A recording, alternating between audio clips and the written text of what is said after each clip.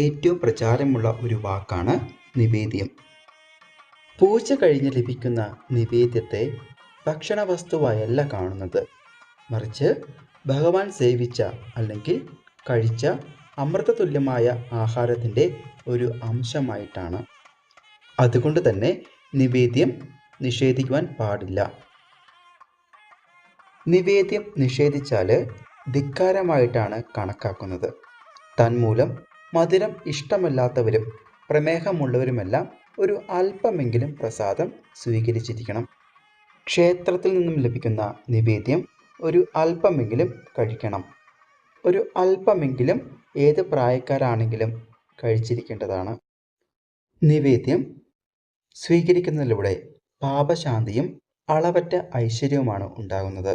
അതിനാൽ ക്ഷേത്രത്തിൽ നിന്ന് ലഭിക്കുന്ന നിവേദ്യം ഒരു അല്പമെങ്കിലും നമ്മൾ